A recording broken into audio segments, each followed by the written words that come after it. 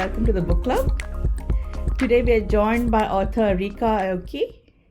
Welcome, Ryka. Hello. Hi, Sarah. Hi, Camille. It's really great to be here and to be part of this really cool podcast. So you have just published Light from Uncommon Stars. Yeah. Mm-hmm. Wow, that's a lovely cover. So I'm going to start by asking you about the title. Did you have the title before you started writing, or did the title come about after or during the book? Oh my God. So this is embarrassing. I didn't write the title. So what ended up happening was this book, sometimes titles come to me and sometimes they don't. And I'm not very good at titles. I write the inside of the book. It's hard for me to put the wrapper on it. And so I was writing it. It was under a lot of different things going on. And my editor over at Tor, Lindsay, and I kind of broke down and worked on titles. And she said, can you give me maybe 5-10 titles? And I did my best. I thought about it, and I really thought, hard about this, and I gave her that list. And then a couple of days later, she goes, okay, well, I have some suggestions too. And then Light from Uncommon Stars, we eventually worked on that together. And when I first read it and I first thought about it, I thought to myself, well, we all agree. But then as I was working with it, I realized that, this is a really nice title. It says a lot about the book. This book covers so much ground that perhaps I needed a little bit of perspective from the outside to sort of see the forest and not all the trees. So that is what happened. We have Light from Uncommon Stars, and then do you mind if I go a little bit into the cover of the book? Of course, go ahead. So I'm really proud of the cover. Again, I was asked by Lindsay and the rest of the people at Tor, do you have any, it's your first novel with us? Do you have any ideas what you want to do the cover? And by that time I was smart. I said, of course I do, but you're not going to hear any of them, because I don't want the cover to look like it was designed by a novelist. I mean, I'm a word girl, and the visual people, all I want is for them to love the book and to give a little bit of their soul to the cover, which is in keeping, of course, with the title, and we all had a laugh. But what I really kind of meant by that was I wanted somebody just to put their art into my book. And so when I showed this, it's almost a collaboration. And so the artists who came up with this, we call them space koi, came up with this, koi in space, which I would never have come up with ever, because I don't work that way. And yet every character in this book has felt this way before. And there's also, just going to get into sort of minutia with this book, there's also a hidden meaning in that koi that I'm not even sure that my designer noticed at first, but we chatted. It was funny. That koi is mixed race. That koi is not a traditional Japanese koi. That is literally a fantail. And fantail kois are actually the result of hybridization between Japanese koi and koi from Southeast Asia that came together, and they did that. And actually, they have a hard time being accepted at traditional koi competitions. And so I really love my space koi, and I like the title. I love the title too. And I guess that just shows you just how when you bring a book out, the story might be mine, but gosh, so many people help. So many people help, and I'm so grateful. It's like a village. It's come out beautifully, I think. It's, I've had books I've had books out from small presses, and I love small presses. And I wanted to love this process differently, and I do. I don't have a question. I want you to answer the question you've never been asked, but always wanted to answer. So let me tell you something that is There are many ways to answer this question. So let me tell you one that I don't get asked very often, and I really love to be able to talk about it. I notice that people are very concerned with the different genres, and they're also and also there's a lot of people really appreciating that there is transgender representation, queer POC representation, and all of this I really put in.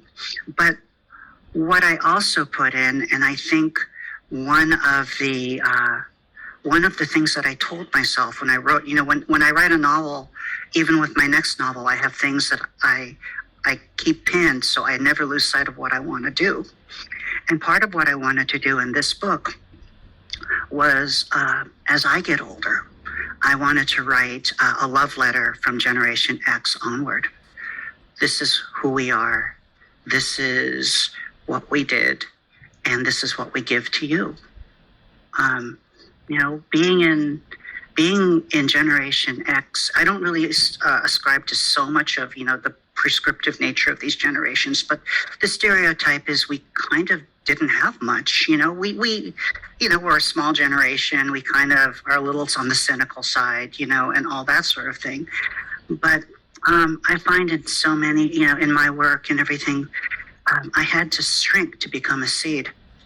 And one realizes I grew up in the time of, the other pandemic, right? I grew up in the time of AIDS and the after effects of that. And it was very, very difficult to hope.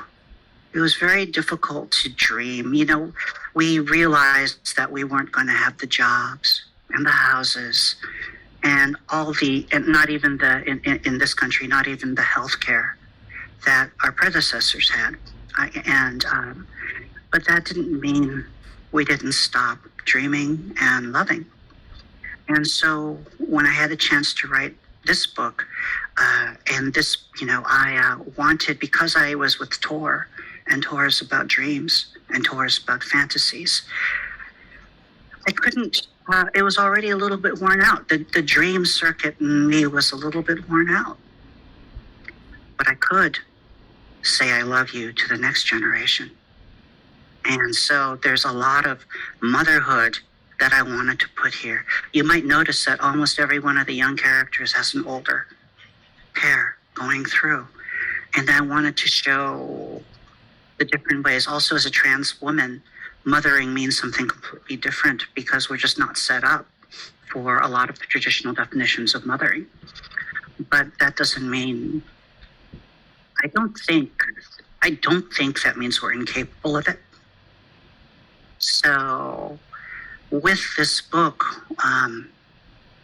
it really did feel in many ways like I was able to unpack my hopes and give them all to you. And then at the end, without kind of spoiling the book, I gave some of the other characters something to hope for that I hope maybe one day I might have in my own life.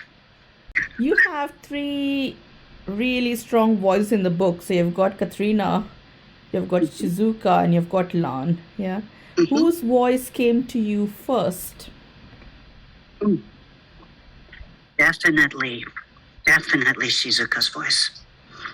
Because again, I'm a teacher. And just kind of, I was, when I first started writing this book, I was in a down period in my life. There had been things, personal things that had been going on, as well as artistic things that had been going on. And I was wondering, why was I even doing this? The sad thing was it didn't occur to me, stop doing this because I'm just crazy. As writers, we'll be writers. We will write, even if it makes absolutely no sense. And it was at that absolutely no sense time. And, so I'm working on this and tired. Oh my God, so tired. And there was even a time where I was thinking, do I even go on living? And then I, of course, remembered how sad we are when anybody in our trans community goes, and thought, let's not do that. That would not be good for everybody. Let's just keep moving. And so So that fatigue was there. And yet, it was that I knew that there was something I wanted to say. There was something there are stories that still needed to be said. I really didn't feel I was, and I still don't feel that I'm close to telling everything that I can tell. There's something still out there. And that was pretty simple to translate into Katrina and Katrina's character, in terms of being called evil things and the Queen of Hell. You just have to open your ears up as a trans woman and you're going to hear worse. So that part was pretty simple. Was Katrina's story arc difficult to write because she goes through a lot of ups and downs? Here's the interesting thing. It interests me. I don't know. I hope it interests some of you listening out here what I'm saying. Okay. But, no. What a lot of people, I wrote a lot of Katrina's story flat. In other words, I didn't pump up the bass. I just mixed it and I just wrote what I have been through myself or what I've seen other people go through. And then I realized in doing that would probably be a little bit much for readers who aren't part of the culture. So I pulled it back. And so just to the point where, it's like, for example, if I go into, say,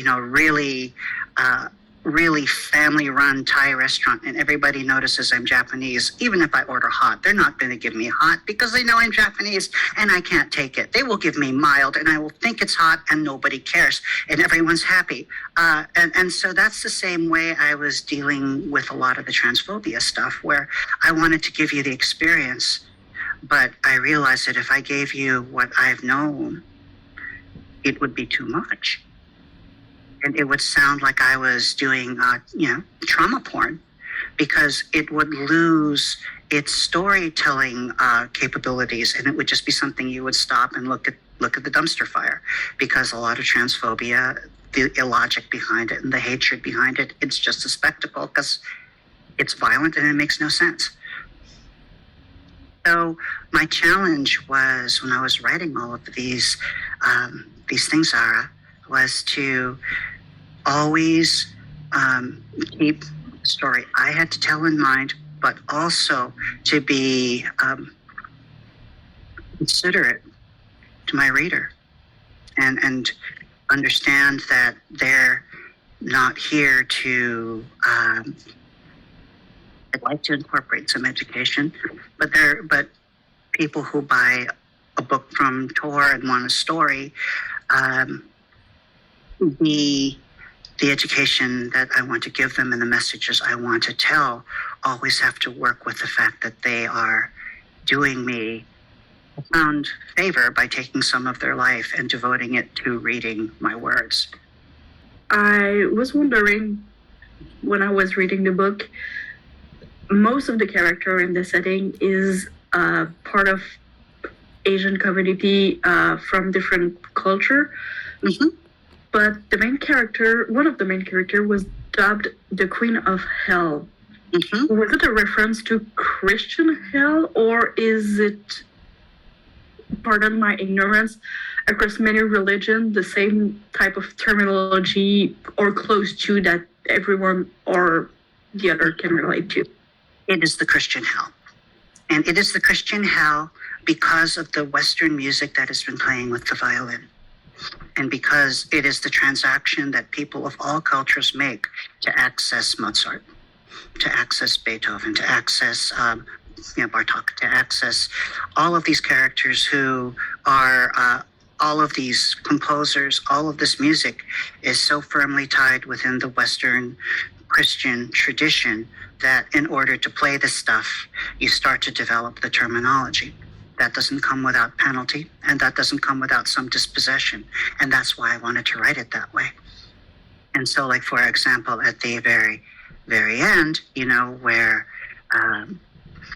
Lon, and now we're going to go into a moderate spoiler, Lon was saying, that was just a tribal spirit on a rock somewhere over there and has nothing to do with the rest of the universe. That was a very important line for me, or a very important sentiment that,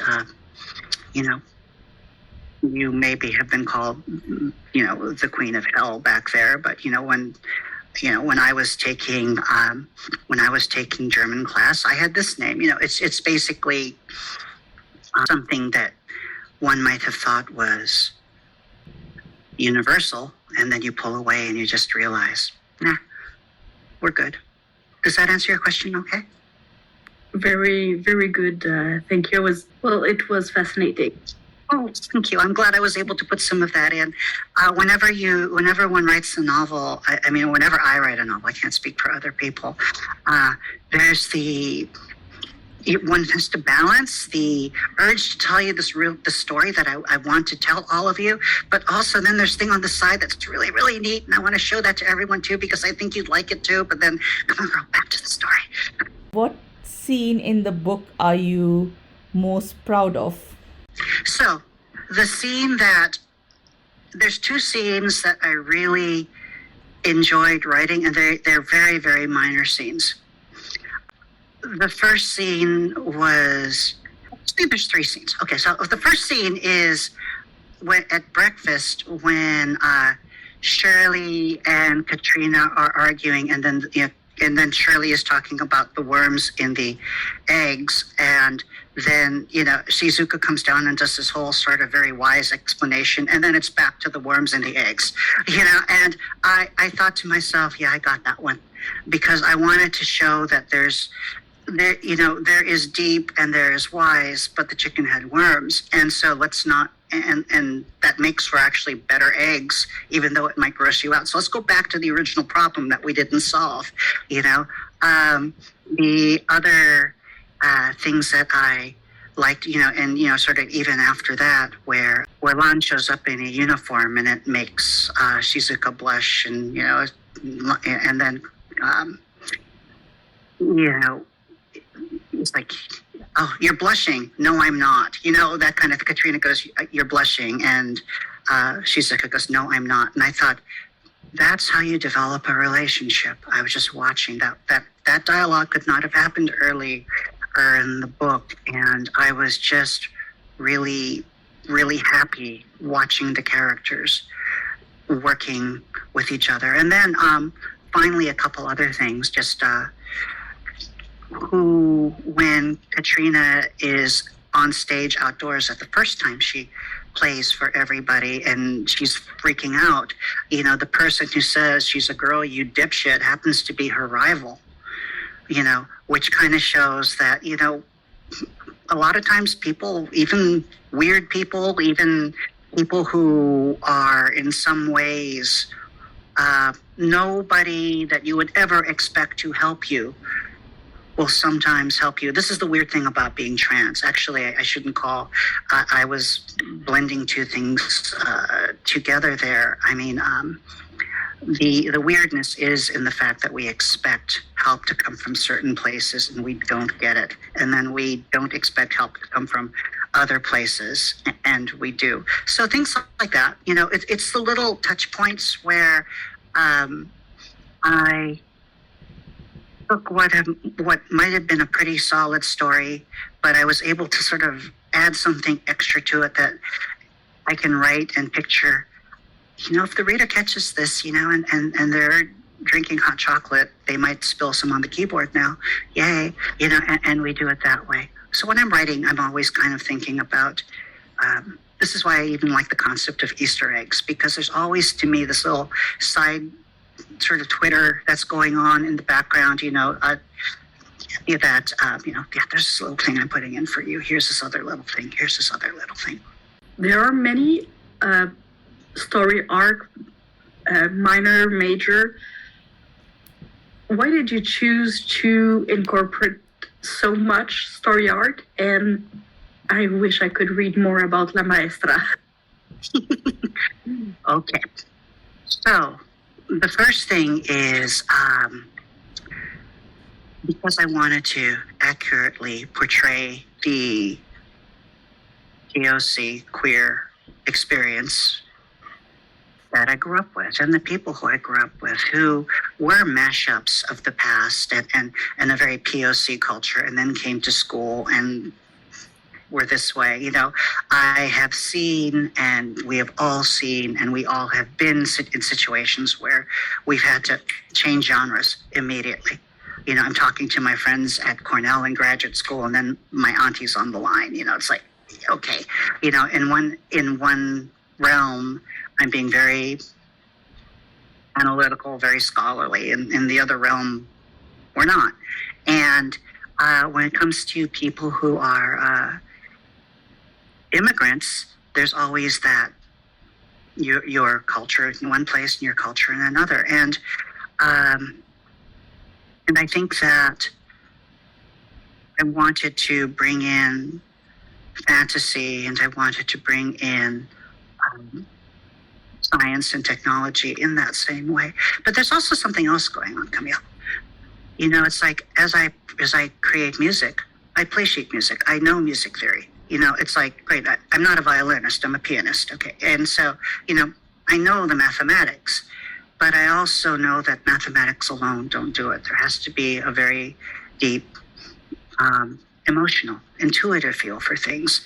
So in some ways, this book, in some ways, was like my performance for you. And I wanted to blend the two things. If you look, for example, at the table of contents, the table of contents in this book is program. And that could either be a computer program or it can be a music program. And this is what's going on. The way I'd love my readers to understand is I'm giving you a recital. And these are the names of every movement I'm playing. And I was really thinking of that as I worked that through. So you're going to have, just like in the Bartok piece, you're going to have, you know, different sections with different feels. You know, there's going to be, you know, adagio. There's going to be acetato. There's going to be presto. There's going to be things that are going on. I wanted to do that with this book. Oh wait. I also wanted to talk to you about. We had the other question about La Maestra. What do you want to talk about there? What do you want me to chit-chat about with you with it? I just want you to tell me there will be a standalone or something about La Maestra because I so love her. I love her too. Okay, first off, let me tell you that she's inspired by my hairdresser, Lucia. And Lucia was somebody who had, unfortunately, because of COVID, she had lost her place, but you know how she fought and how she could make everything that way. So there, you know, Lucia the Mattia family almost became a main character and in fact, there were some earlier versions where it was a main character. But what I wanted to do, and I think, Camille, where we might go with this is there's a strange immorality to the Mattia family because they're so concerned with the perpetuation of their technique and their violin and their skill. They can do many good things as music does good things in this world, but that single-minded determination to protect this tradition isn't good for them.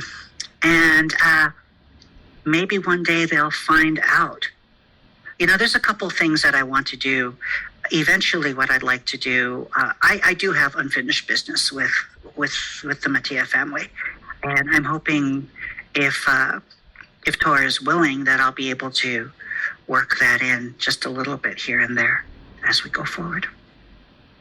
You know, the other one that I want to do is I want to have, you know, Astrid's cookbook, you know, and maybe a little Christmas story turned in, like how she makes Christmas with bitter melon or something. Oh, please. Yes. So two of the biggest themes in the book is music and food. Both play big parts in your life. I think so. Yeah. I put something on Twitter now during Thanksgiving. It's like, yeah, you know, shout out to the people who have more fun making food than they do eating it. You know, although I really love my food, I find that when, I think also, you know, I find that cooking some of the recipes that I grew up with, learning how to do it and cooking really grounds me into, in my world.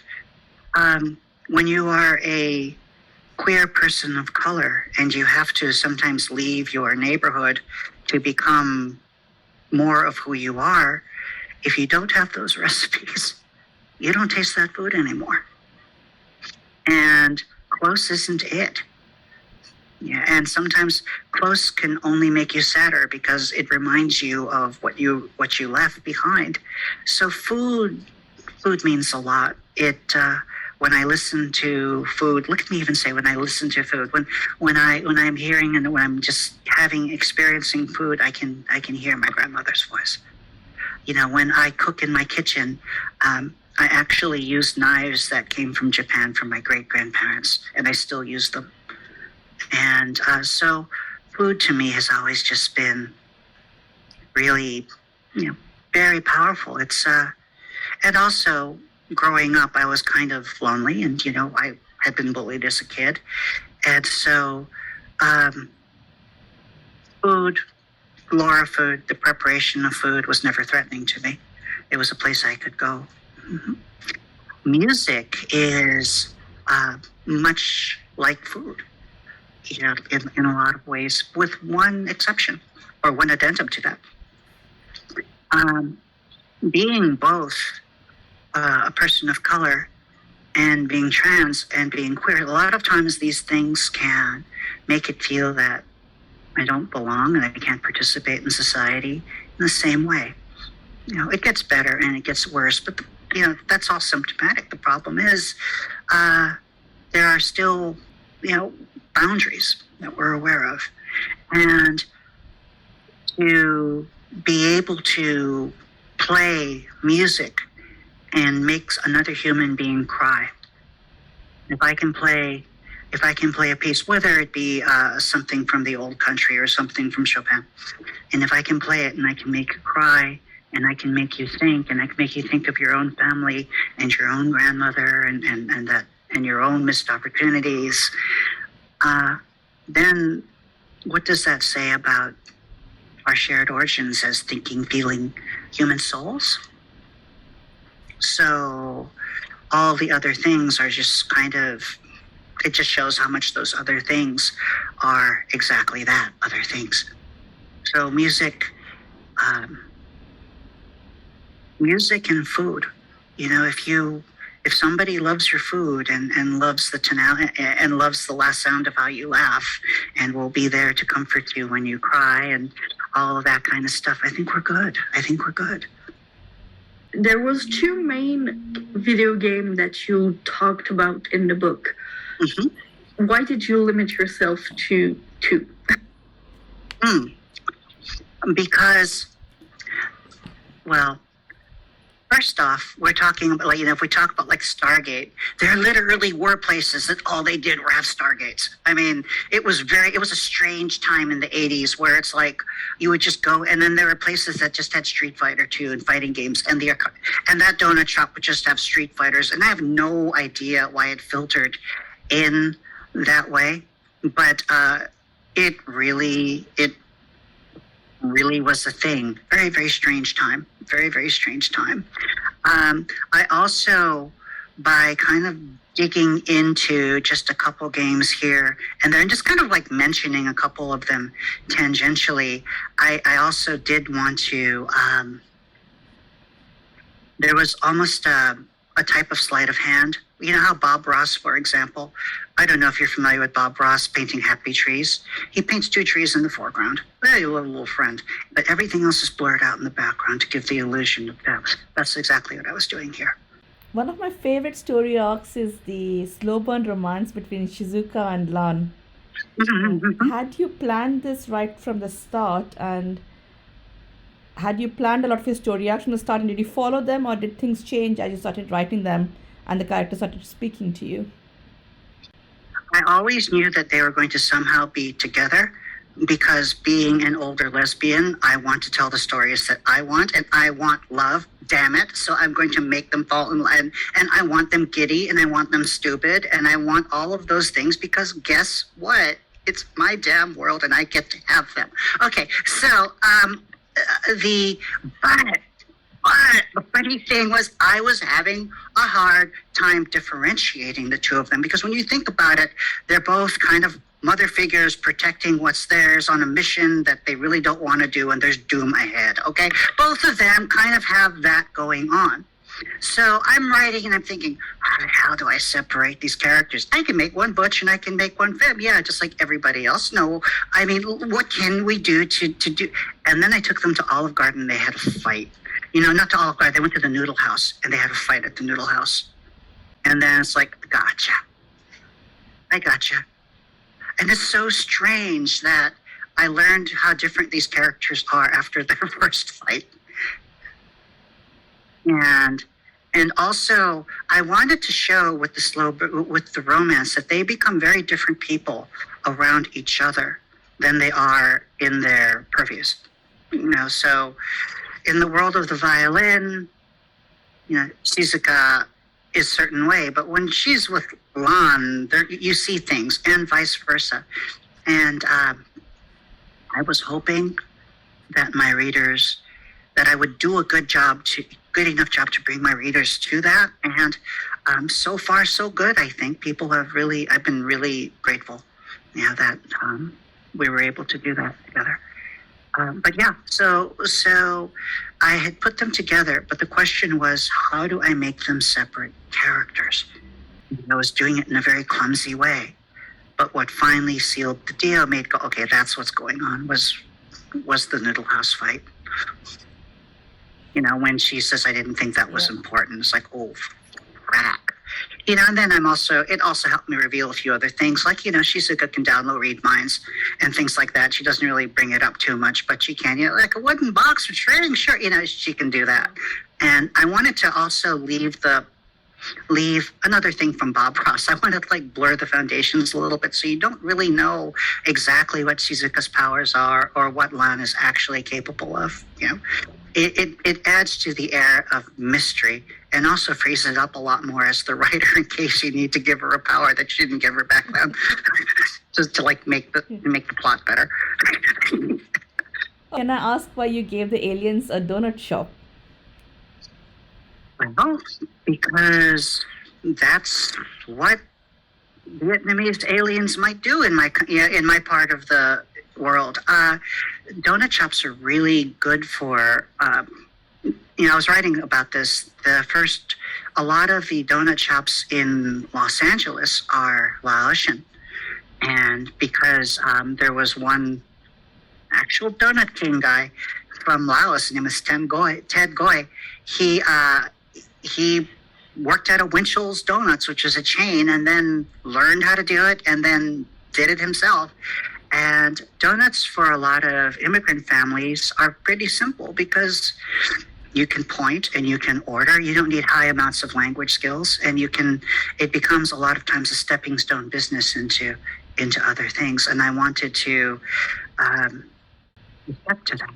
The other things is if you've ever been to the inside of a donut shop at night and looked out, you might as well be on the bridge of a starship. It's so beautiful. It smells good. There are clean seats, you know, and everything else. And there's all this machinery in the back of you. And then you look out and you see the lights. And it's, I don't know, maybe I'm weird, but I think that's one of the coziest feelings in the world. And then if you have people playing video games with in the background, you can almost think that you are on, you know, this outpost of the galactic empire somewhere, and out there. It's I like cozy feelings like that, and if I can give that to the reader, on a day where, they might be feeling cozy, I'm good. I want to circle back a bit. Please. About Lan and Shizuka. Oh yeah, Shizuka. And how you told it was difficult for you to make them different. Mm-hmm. But after the noodle scene, you kind of gave them the same conundrum. I mean, mm-hmm. Satomi, the Queen of Hell, is taking soul from children, and Lan thinks it's despicable. Mm-hmm. But she's kind of went to do the same thing later on, and I think that was spot on with Shirley. And there's, and this was, this was some of the risk you take as a novelist. I'm going to give, if I can, if we make if I don't do a good job separating the characters, it's going to read monotonously in the middle, where it's the same thing. But if you notice, by making those characters different, I shouldn't say notice because that's presumptuous. What I was trying to do by making these characters different is when they were faced with similar circumstances, they made different choices. And through those different choices, the reader could see repercussions of taking door A or taking door B. Because, at the end, also the other thing too is they can see each other's hypocrisy way more astutely than they can see others. As a trans person, as a queer person, I always do better with other people's parents than I do with my own, because they have distance. So they help each other because both of their problems are very resonant with each other. But Shizuka can call Lan out in a way that she would have never been called out. She would never have been able to see, because this is a mother figure speaking to a mother, and the idea of who's really a mother. Neither of them are traditional mothers, going back and forth. And I was hoping that they were different enough that you could see them using different choices, but also having two people going through many of the same things allowed them to have the perspective to call each other out. In the beginning, when we see Shirley, first of all, you don't realize that she's cybernetic, right? That Lance made her from her copy of her daughter. Mm-hmm. But also, I think Shirley probably thinks she needs to be a dutiful daughter. And it's only when she meets Katrina and Shizuka and then she realizes maybe she has a choice about some things. And I think that scene where she sort of takes refuge with them, I think that came out really well. The order of things, how, and you might have seen this, how Asian parents, I shouldn't say Asian, but there are some parents who just feel that it's very, very natural that, their children are their possessions. This is what you do. This is your role. You marry this person. This is going to happen. We have it all set up. You don't have to worry about anything. And so when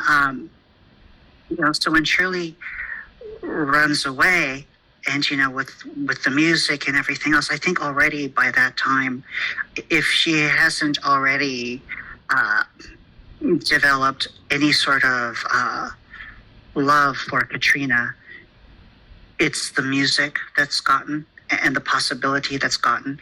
And I wanted that because then I would have space to build their very sisterly love. If you could write a lot more about one character, you don't have limitation and you can do everything you want, which character would it be? Lucia Mattia from the violin store. I think that there's a lot more fun and things that I could have.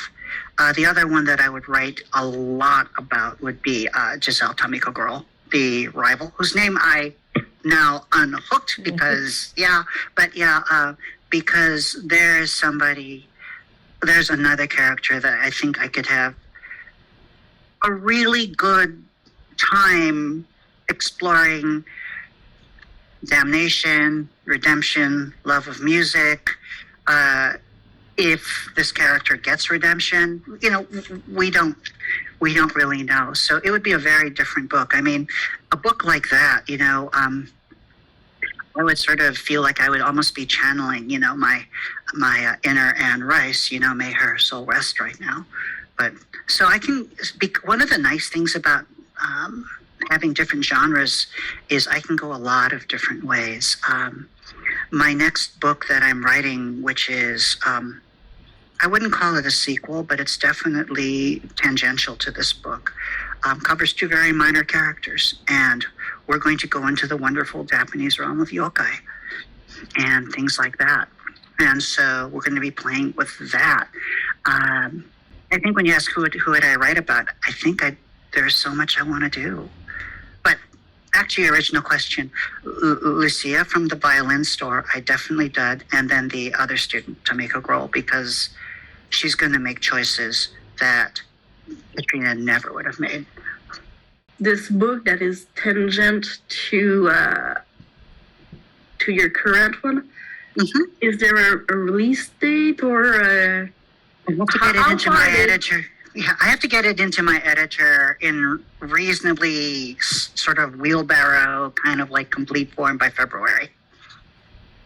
And right now I'm about 60,000 words into it right now. But, you know, the way I write at 60,000 words into the first draft, I'll probably end up writing closer to 150,000 words and then pull back, which is what I usually do. I'm telling my editor, if I can pull off what I see, we're going to have a really good time. And I'm going to be so happy talking about it. But if there's anything, if you want to ask anything about it and I can answer, let me know. Do we see any characters from the current book? You do. But again, I'm not going to tell you who. I just want to know that I will be able to get my hands on it. Well, it's going to, thank you so much. Yes, they are. It's like we have the band back together. My beautiful, it's like my beautiful team at Tor, who have been so nice to me, have really pushed me. They're supporting me on this one. So my editor Lindsay is there. I just showed my agent some of the new book, and she is going, wow. So yeah, we're happy with that. What advice would you give to new writers? The first one that's going to come up, I guess. There's so much, but one just came up. Write every day. Write every day. Make it the first thing. If you're a morning person, make it the first thing you do. If you are a night person, it's like make sure that you take the best part of your night and devote it to your writing. It doesn't have to be much, maybe a half hour a day, but just keep going. Yeah, I'm just going to be really, really simple with that, because once you get in that habit, I think the other things come pretty logically. Eventually you're going to get better if you write every day. I think the other, I guess now I'm going to give another piece of advice for people who are queer, who are people of color, who are women. When you're writing your stories, set out at the very beginning to ask yourself, why am I doing this story? What do I want to accomplish? And then when you're writing, because so many people will want to speak for us, and because sometimes we're going to feel little old me doesn't know as much as other people, and because everybody's advice seems so wise, it's easy to end up writing somebody else's story. So having that little document you keep close to your heart, that letter you wrote to yourself, at the end of the day can help you keep track of what you're doing with your talent. I think that for me, that's made a lot of difference. Okay, everybody, so we're in the this or that section, the little city game where our esteemed guests pick this or that. First one, night or day? Right now, day. Summer or winter? Winter. Restaurant or bar? Restaurant. I would say cafe, but let's go ahead. Cafe. Cafe, okay. Theater or cinema? Theater. Computer or pen or paper? Pen. Pen and paper. Forever. I like you way more. Music or silence? Conversation. Somebody else's conversation. Listening to all the chatter of the world around me. Ketchup or mustard? I mixed them. Sorry, kill me. Vanilla or chocolate? Oh, I hate to say this, but vanilla, because vanilla. And this wrap it up. Can I add one? Can I ask? Yes. Donut or ice cream? Donuts. I'm sorry. I mean, the best thing with, I think, a giant be like a giant donut with maybe a scoop of ice cream with the other top of the donut over it. I think would be amazing. But yeah, but the funny thing is, if you had asked me about donuts and potato chips, it would have been a little harder because my writing snack is actually potato chips, not donuts. Okay. I'm actually a potato chip eating girl. I'll do this and I'll do that. Thank you very much for today, Ryka. It was lovely to chat to you. You're so very welcome. Thank you very much for having me, Camille, Zara. Thank you. Thank you for your time. It was a pleasure. Before we finish, do you have any parting words for your readers? I just want to, thank everybody. Really, really, truly thank you for letting me into your libraries and into your brain spaces and just spending time with my work. To everybody listening, thank you very much, and thanks for supporting this podcast and those of us who write, because you're under no obligation to read our stuff, and that you do honors us. So I really appreciate it. Happy holidays to everybody.